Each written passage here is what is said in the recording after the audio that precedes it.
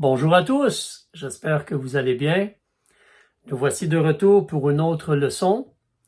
On va demander au Seigneur de nous instruire, de nous bénir par ses bonnes paroles. Père, merci qu'on peut avoir cette occasion. Merci que tu te soucies de nous. Gloire à toi pour ton amour. Aide-nous par ton esprit maintenant pour regarder tes paroles et de moi afin de bien enseigner et aider et bénir les gens. Et par ton esprit, Père, qu'on porte attention, qu'on suive dans tes paroles, qu'on écoute et qu'on apprenne pour te connaître, te servir, t'honorer. Aide-nous, s'il te plaît. Bénis, Père, cette étude. Nous demandons ceci pour ta gloire et par le nom de Jésus-Christ. Amen. Amen. Alors, nous continuons à regarder les débuts de la royauté en Israël. Donc, on a vu ensemble le début de la vie de Saül. On a vu ensemble la réalité de comment il est devenu le roi, son ascension. Si tu te rappelles, on a vu ensemble comment l'Esprit de Dieu a saisi Saül. Aussi, si tu regardes dans le premier livre de Samuel, au chapitre 13, s'il te plaît. 1 Samuel, chapitre 13, s'il te plaît.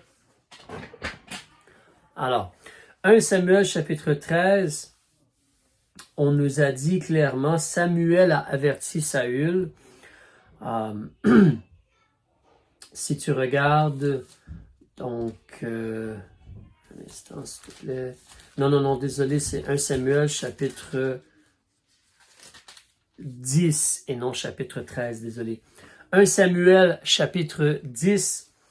Alors, le verset 6, Samuel avait averti Saül que l'Esprit de l'Éternel le saisirait et il prophétiserait et il serait changé en un autre homme. Et dans ce même chapitre, lorsque tu descends au verset 9, on te mentionne justement que Saül, il a tourné le dos, il s'en est allé d'avec Samuel et Dieu lui a changé le cœur. Donc, Saül avait l'Esprit de Dieu pour l'aider et Dieu avait agi sur son cœur. Dieu voulait l'aider pour réussir, pour être victorieux. N'oublie pas, le désir de Dieu, c'était de libérer le peuple israélite de l'oppression des Philistins. Et on a vu ensemble comment justement Dieu a donné de grandes victoires et Saül a fait de bonnes choses quand même. Il a démontré sa vaillance au début. On a vu cependant ses erreurs aussi, ses erreurs coûteuses. On a vu qu'il a désobéi à Dieu.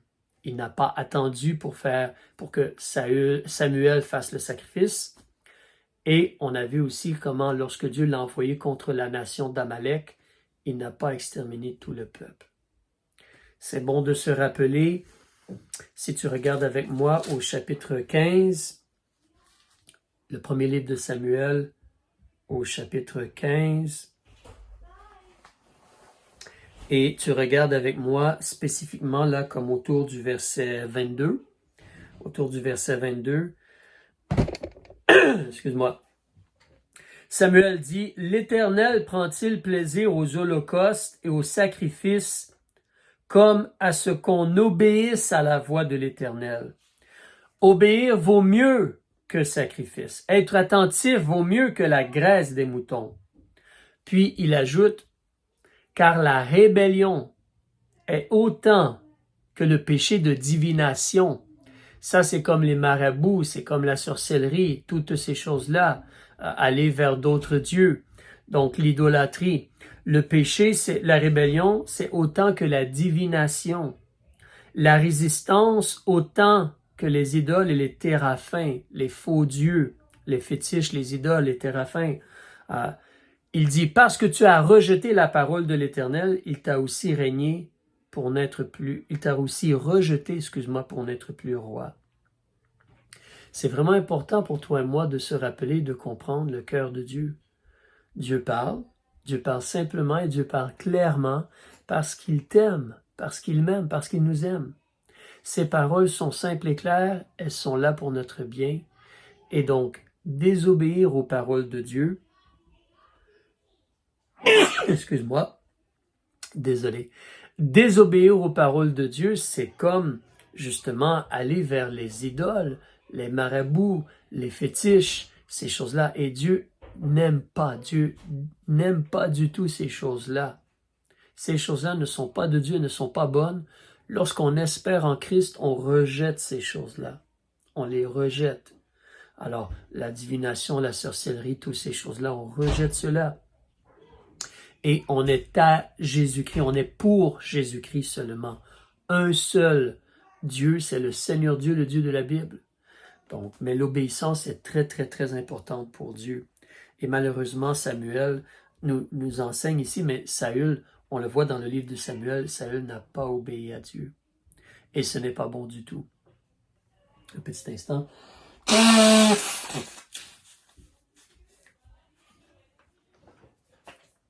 On continue donc.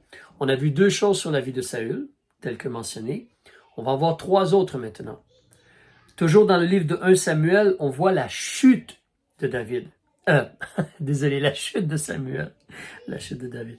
La chute de Samuel. Non, même pas c'est la chute de Saül. On va la voir. Alors, après 3 tentatives, c'est la chute de Saül dans le livre de Samuel. Plus tard, il va y avoir David. On l'a eu. Alors, la chute de Saül.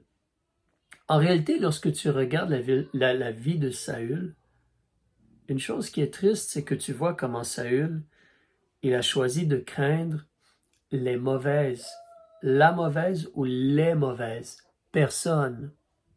Regarde avec moi 1 Samuel chapitre 13.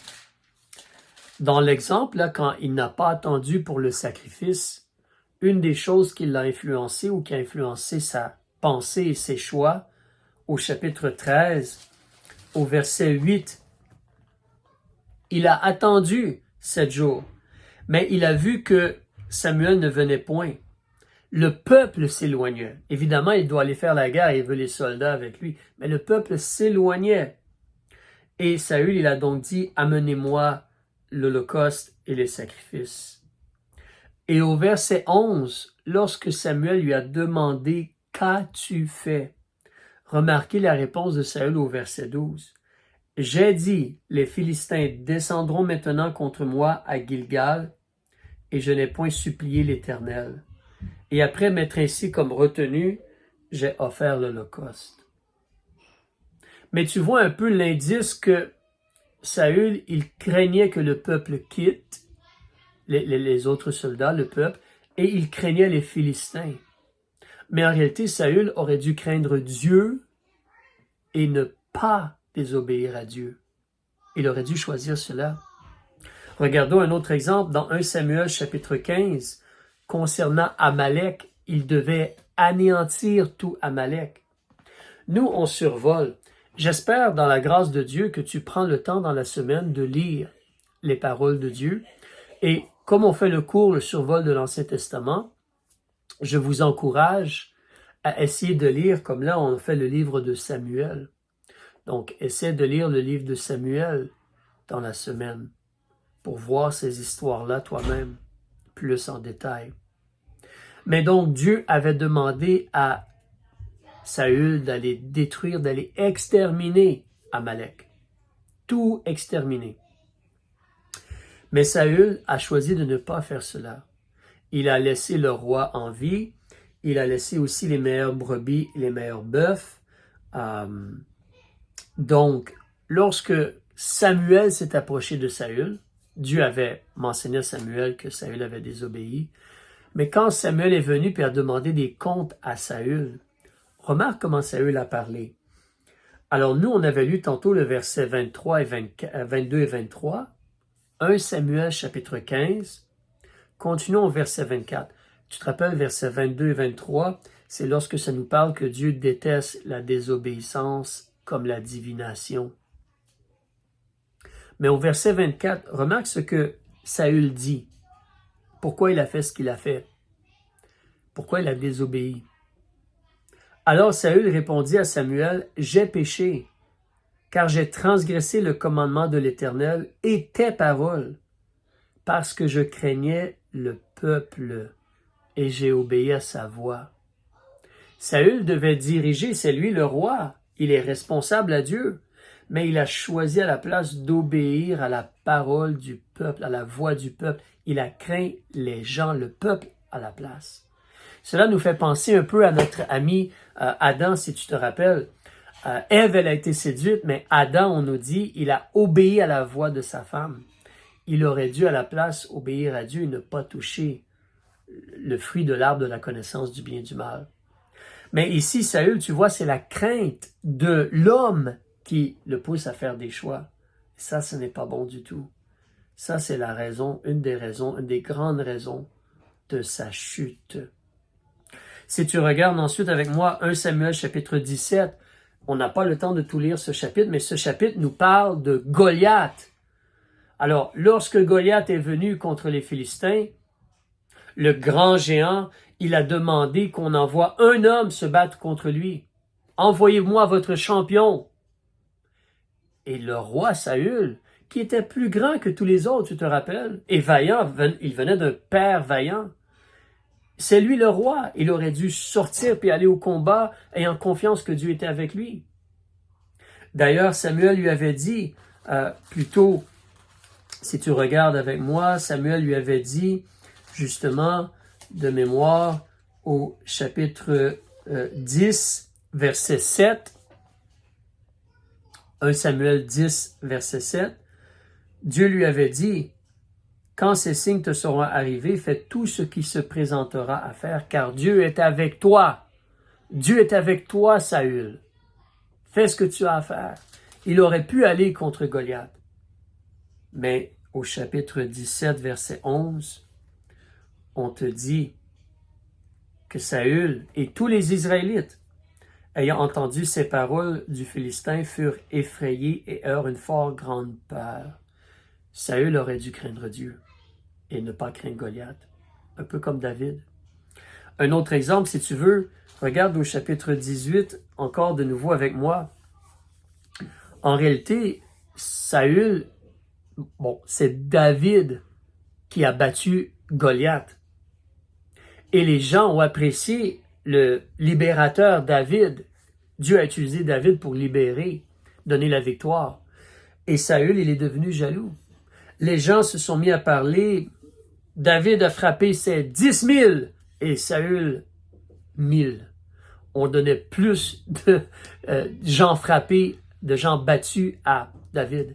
Et Saül est devenu jaloux. Regarde au chapitre 18 et au verset 6, on te dit, plutôt si tu regardes au verset 8, tiens, Saül fut fort irrité et cette parole lui déplut. Elles ont, c'est les femmes qui chantaient, elles ont donné, dit-il, 10 000 hommes à David et à moi 1000 hommes. Il ne lui manque donc plus que la royauté.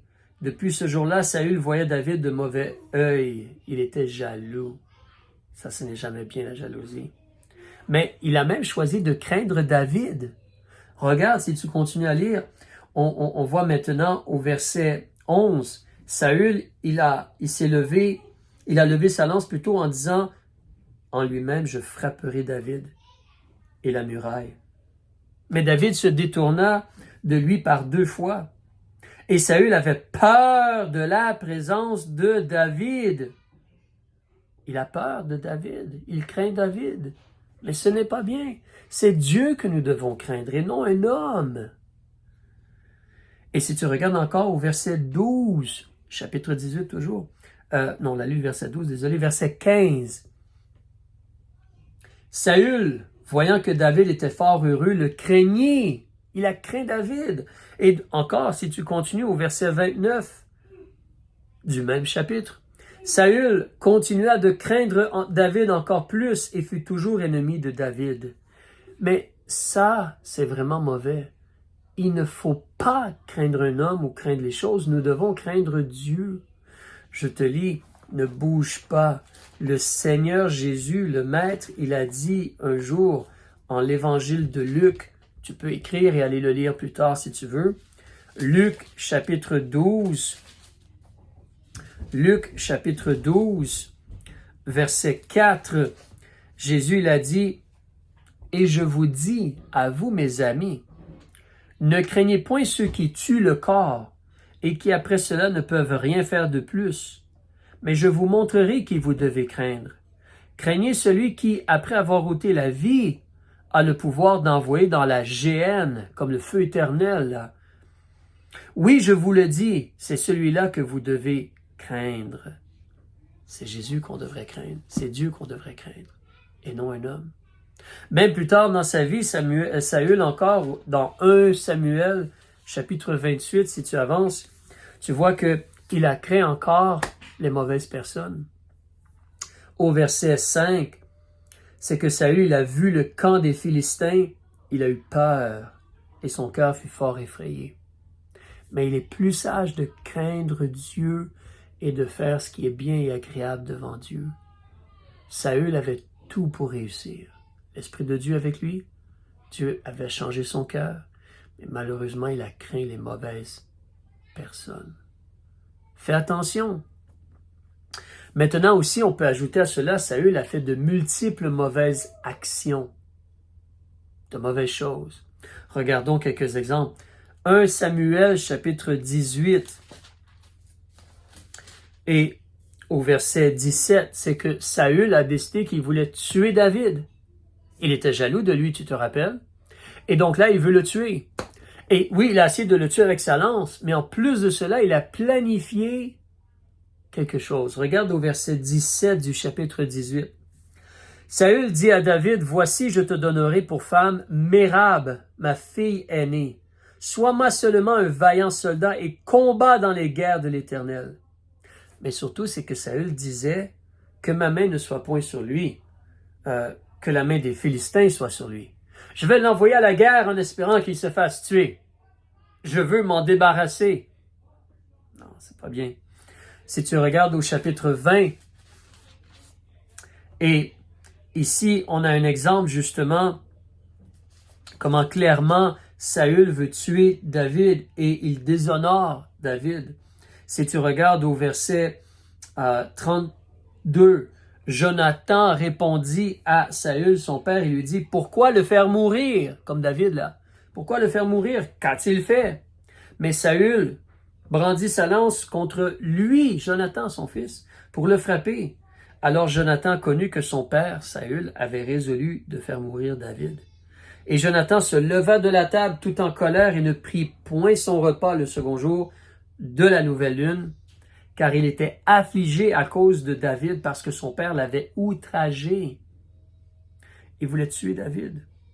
Et on a des histoires et des exemples. Comme je dis, lis 1 Samuel, tu vas voir cela, le premier livre de Samuel. Mais au chapitre 23, tu peux voir, avance au chapitre 23 avec moi, et le verset 8, s'il te plaît. Saül convoqua tout le peuple à la guerre pour descendre à la ville de Kaïla afin d'assiéger David. Et ces gens, ils voulaient les tuer. Mais David s'est comme sauvé de là, il est parti de là. Et par la suite, tu vois au verset 14, David demeura au désert dans des lieux forts, et il se tint sur la montagne au désert de Ziph, et Saül le cherchait tous les jours. Mais Dieu ne le livra point entre ses mains. Dieu est intervenu. David, lui, choisit de craindre Dieu. Et Dieu est intervenu pour le protéger et en prendre soin. Mais Saül veut le tuer. Et cela continue. Par la suite, regarde au verset 25 du chapitre 23. Saül et ses gens allèrent à la recherche, comme de David, mais on le rapporta à David et il descendit le rocher et demeura au désert de Maon. Saül, l'ayant appris, poursuivit David au désert de Maon. Et Saül marchait d'un côté de la montagne, et David et ses gens allaient de l'autre côté de la montagne. Saül veut le tuer. Même plus tard, une autre fois, il y a eu une autre situation, verset 3 du chapitre suivant, le chapitre 24. Saül, il a pris 3000 hommes choisis de tout Israël. Certains des soldats d'élite, là. Et il s'en alla chercher David et ses gens jusque sur les rochers des Chamois. Il voulait le tuer. Il voulait se débarrasser de lui. Tu avances au chapitre 26 et c'est un peu similaire. Une autre fois, chapitre 26, verset 2. Saül se leva et descendit au désert de Ziph, ayant avec lui 3000 hommes choisis d'Israël pour chercher David au désert de Ziph. Mais merci au Seigneur Dieu, il a protégé David. Mais Saül veut tuer, il veut se débarrasser de David. C'est comme le meurtre. C'est comme le meurtre, ce n'est pas bon du tout. Alors, et spécifiquement, Saül, il a aussi commis des meurtres. Si tu regardes au chapitre 22, recule un peu, au chapitre 22. Chapitre 22, on a une histoire ici où quand David se sauve un peu de Saül, il se sauve de Saül, il y a quelqu'un qui l'aperçoit et qui aperçoit que le sacrificateur, le souverain sacrificateur va aider David. Et donc, ce monsieur-là qui s'appelle Doeg, l'Éduméen, ou l'Iduméen, c'est quelqu'un qui vient de Édom, et il va raconter à Saül qu'il a vu les sacrificateurs aider David. Donc, Saül demande aux sacrificateurs de venir expliquer pourquoi ils ont aidé Saül. Parce que dans la tête de Saül, David, c'est quelqu'un qui est contre moi, puis je dois l'exterminer, m'en débarrasser. Ah, vous aidez Saül, vous aidez David? Donc, vous êtes contre moi aussi? Il a des problèmes. Mais justement, donc, il va faire tuer les sacrificateurs. Regarde au verset 18. Alors le roi, 1 Samuel chapitre 22, verset 18. Alors le roi, Saül, dit à Doeg, tourne-toi et jette-toi sur les sacrificateurs. Et Doeg l'Iduméen se tourna et se jeta sur les sacrificateurs et tua en ce jour-là 85 hommes portant l'éphod de lin. L'éphod, c'est comme un vêtement là pour les sacrificateurs, comme un genre de tunique pour les sacrificateurs. Il a tué 85 innocents. C'est un meurtrier. Il a fait tuer ces gens-là. Tu peux avancer aussi dans le second livre de Samuel. Avec moi, on va regarder une petite chose qui nous parle de Saül. Second livre de Samuel, chapitre 21, s'il te plaît.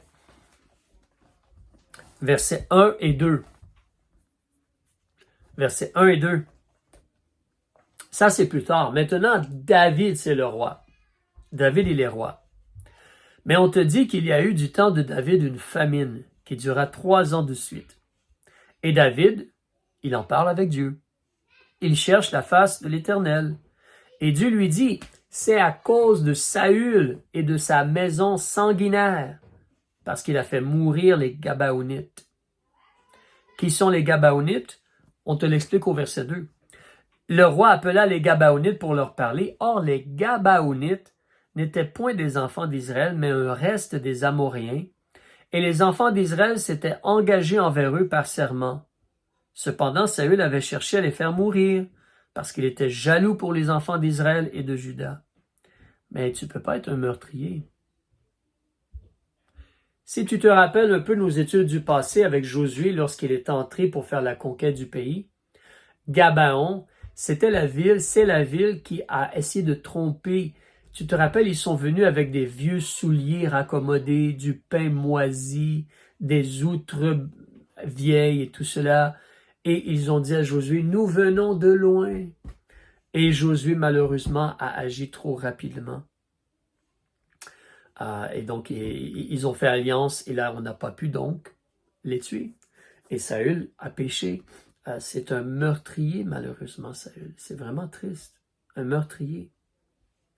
Il avait tout pour réussir. Mais sa chute, n'oublie pas, il a choisi de craindre la mauvaise personne. Fais attention à ton cœur. Et demande au Seigneur de t'aider avec ta foi. Espère en Jésus. Espère en Dieu. Attache-toi à ses promesses. Réclame ses promesses. Ne crains pas les hommes. Crains Dieu et espère en Dieu. N'écoute pas la voix des hommes et n'écoute pas ton propre cœur non plus. Écoute les paroles de Dieu et confiance en Dieu. Espère en Dieu. Fais attention. C'est dangereux de craindre les mauvaises choses. Et laisse la vengeance entre les mains de Dieu. Ne prends pas la vengeance ou la justice entre tes mains. Ne te venge pas ou n'essaie pas de te venger toi-même. Et le meurtre, c'est un péché grave. Fais attention. La désobéissance, c'est grave, tu te rappelles? Tout comme les marabouts, tout comme l'idolâtrie, c'est très grave. On doit rejeter ces choses-là. On doit rejeter par l'aide de Dieu ces choses-là. Alors, regardons maintenant en terminant la mort de Saül. 1 Samuel, si tu recules, au chapitre 28. 1 Samuel, chapitre 28. Excuse-moi un petit instant.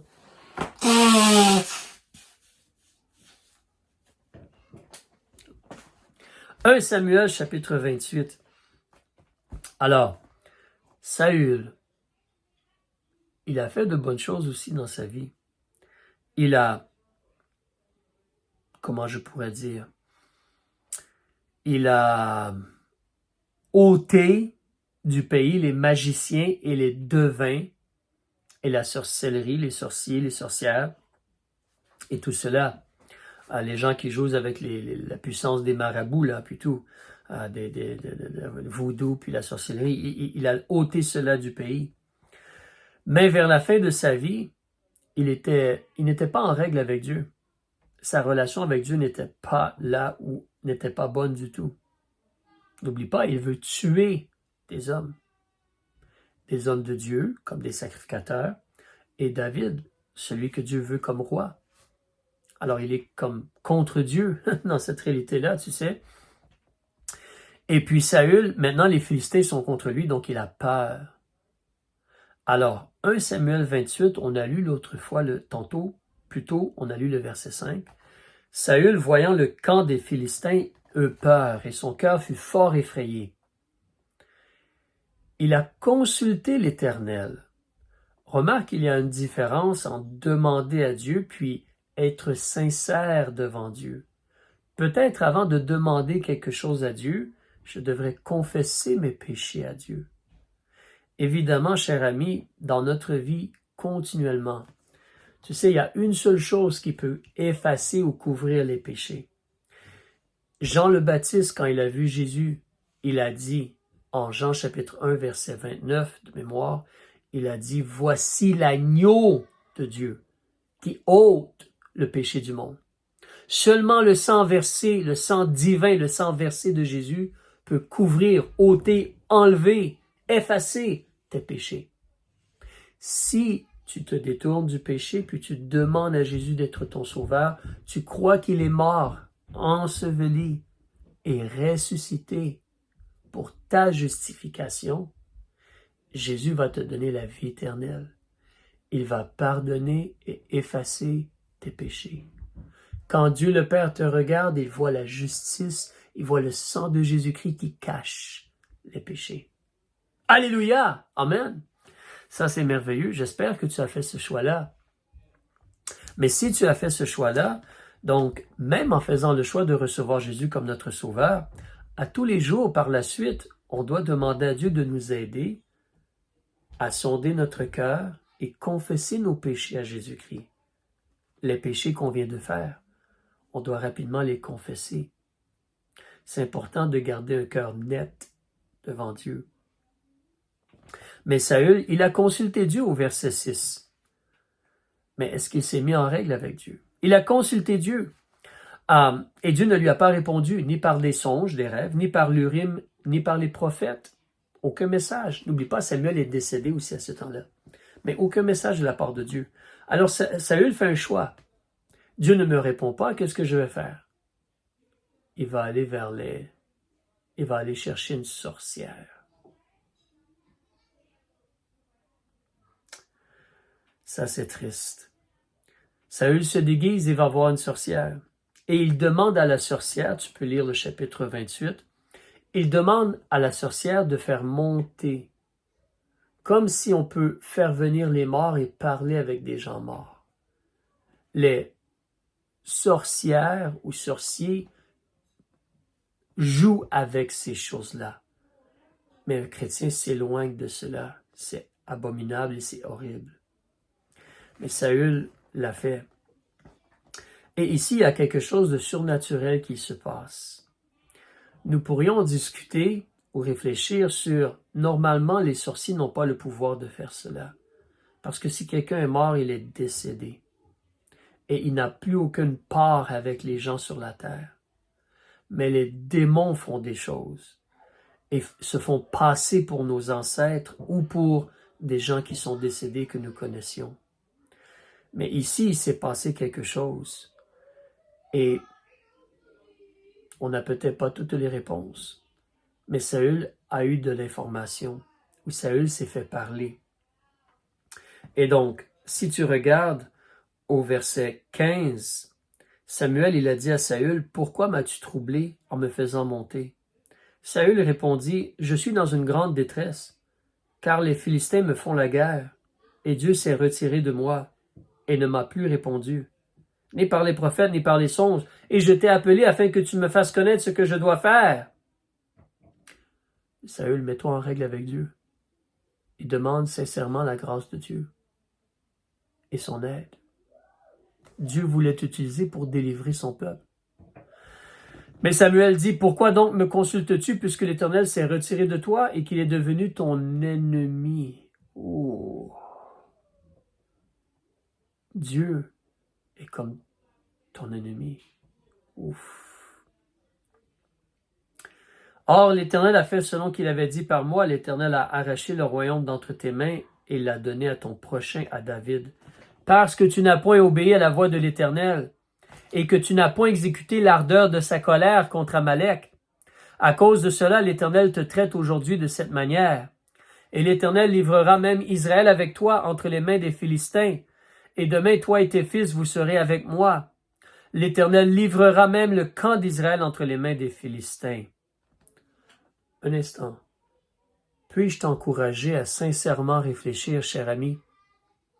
Les choix que tu fais de ne pas craindre Dieu, d'accepter de faire le mal ou de désobéir à Dieu, de ne pas suivre les enseignements ou les vérités de Dieu, les choix que tu fais, pas seulement vont t'apporter des conséquences, vont amener des conséquences, vont produire des conséquences dans ta vie, mais cela va avoir un effet sur ceux autour de toi. Tu n'es pas une île isolée. Non, non, non, non. Les gens dans ta famille, dans ta parenté, ils vont être affectés aussi par ta désobéissance. C'est sérieux. C'est pour ça que Jésus, il nous sauve par son précieux sang. Il ne nous sauve pas parce que nous sommes obéissants. Il nous sauve parce qu'il est miséricordieux et amour. Mais après nous avoir sauvés, Jésus nous a dit en Jean chapitre 14, verset 15, Jésus il a dit, « Si vous m'aimez, gardez mes commandements. » Si tu aimes Jésus, tu veux vivre comme il te demande de vivre. C'est pour ton bien et le bien des gens autour de toi aussi. Tu vois ici David, lui, tu vois ici Saül, lui et ses fils, ils vont mourir, tristement. Et même Israël va perdre, ils n'auront pas la victoire, ils vont être vaincus. Saül a fait le mal. Et cela a eu des répercussions sur sa famille et sur le peuple. C'est sérieux le péché. Le péché, ça détruit. Le salaire du péché, c'est la mort, c'est-à-dire l'absence d'une relation avec Dieu, l'absence de la vie, l'absence de la bénédiction de Dieu, là. Le salaire du péché, c'est la mort. Le péché ne fait rien de bon. Crains Dieu et mets en pratique les paroles, les vérités de Dieu. Donc, Saül va aller au combat. Avance au chapitre 31 avec moi, on va terminer bientôt. Chapitre 31, verset 1. Chapitre 1 Samuel, chapitre 31, verset 1. Les Philistins ont combattu contre Israël. Et au verset 2, les Philistins ont poursuivi Saül et ses fils et ont tué Jonathan, Abinadab et Malki-Shua. 3 des fils de Saül sont morts, le 4e n'est pas mort, et plus tard tu vas voir que Abner va l'établir comme roi sur une partie d'Israël, les tribus surtout du côté est du Jourdain. On va en parler plus tard. Mais 3 de ses fils sont morts. L'effort du combat, verset 3, tomba sur Saül et les archers l'atteignirent, et il fut dangereusement blessé, mais il n'est pas mort. Verset 4, alors Saül dit à son écuyer, « Tire ton épée et me transperce de peur que ces incirconcis ne viennent, et ne me transpercent et ne me fassent des outrages. » Mais son écuyer ne le voulut point faire, car il était fort effrayé. Et Saül prit donc l'épée et se jeta dessus. Il s'est enlevé, il s'est suicidé, il s'est enlevé la vie. Alors l'écuyer de Saül, voyant que Saül était mort, se jeta aussi sur son épée et mourut avec lui. Ainsi moururent en ce jour-là Saül et ses 3 fils, son écuyer et tous ses gens. C'est triste, n'est-ce pas? N'oublie pas, Samson devait débuter à délivrer Israël. Il a fait de mauvais choix. Il a aimé une femme non israélite. Il s'est fait crever les yeux. Tu peux lire dans Juges, à partir du chapitre 13 jusqu'au chapitre 17, je crois, de mémoire. Il s'est fait crever les yeux. Il s'est retrouvé emprisonné. Et il a demandé une dernière fois la force à Dieu. Et il a poussé les 2 colonnes. Le temple des Philistins est tombé sur lui. Tous les Philistins qui étaient là sont morts, mais Samson aussi. C'est comme ça que Samson est mort. C'est triste. Ici, Saül, c'est comme encore plus triste, peut-être. Dieu voulait l'utiliser pour libérer Israël. L'Esprit de Dieu était avec lui pour l'aider. Excuse-moi. L'Esprit de Dieu était avec lui pour l'aider. Dieu avait touché son cœur, changé son cœur. Mais il n'a pas craint la bonne personne. Il n'a pas obéi aux paroles de Dieu. Il n'a pas craint la bonne personne. Et il se suicide. Il meurt comme cela. C'est vraiment triste. Vraiment triste. Ici, dans cela, tu as des fois une petite question parce que